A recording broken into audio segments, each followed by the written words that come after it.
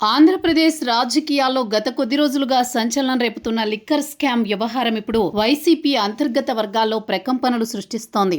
YCP అధినేత మాజీ ముఖ్యమంత్రి వైఎస్ జగన్ కి అత్యంత ఆప్తుడు, సుదీర్ఘకాలం పర్సనల్ అసిస్టెంట్ గా పనిచేసి దొరికిపోయిన తర్వాత ఇటీవల పొలిటికల్ అసిస్టెంట్ హోదా పొందిన కె నాగేశ్వరరెడ్డి ఆస్తుల చిట్టా బయటకు రావడం తాడేపల్లి ప్యాలెస్ ను ఉలిక్కిపడేలా చేసింది. ప్రత్యేక దర్యాప్తు బృందం విచారణలో కేఎన్ఆర్ కున్న 100 కోట్ల బినామీ ఆస్తులు, ముఖ్యంగా మద్యం వ్యాపారుల నుంచి అందిన కిక్ బ్యాక్ల వివరాలు ఒక్కొక్కటిగా వెలుగు చూస్తుండటంతో వైసీపీ నేతల్లో ఇబ్బందికర వాతావరణం నెలకొంది.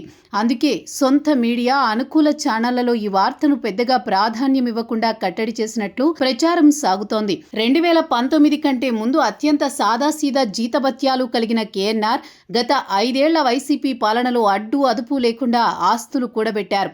తిరుపతి జిల్లాలో కేఎన్ఆర్ భార్య శశికళ పేరిట రిజిస్టర్ అయిన 10 ఎకరాల భూమి, ఆమె బ్యాంకు ఖాతాల్లోకి ఒకేసారి డిపాజిట్ అయిన 19.85 కోట్ల నగదు, విజయవాడ సమీపంలోని కార్ షోరూం పెట్టుబడులు, హైదరాబాద్, బెంగళూరు, తిరుపతి నగరాల్లోని విలాసవంతమైన ఫ్లాట్లు ఈ అక్రమ సామ్రాజ్యానికి అద్దం పడుతున్నాయి.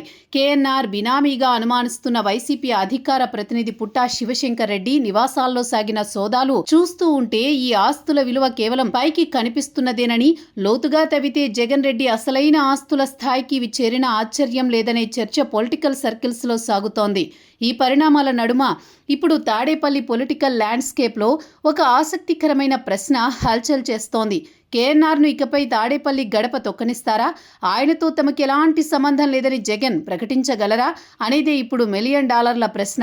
చట్టపరమైన విచారణకు భయపడాలో, అటు సొంత మనుషుల తెర వెనుక సంపాదన చూసి షాక్ అవ్వాలో తెలియని గందరగోళంలో తాడేపల్లి ప్యాలెస్ ఉంది. రాబోయే రోజుల్లో సిట్టు విచారణ మరింత ముదిరితే కేఎన్ఆర్ను జగన్ ఓన్ చేసుకుంటారా, లేక విపక్షాల దాడికి భయపడి ఒంటరిగా వదిలేస్తారా అనేది తేలాలి.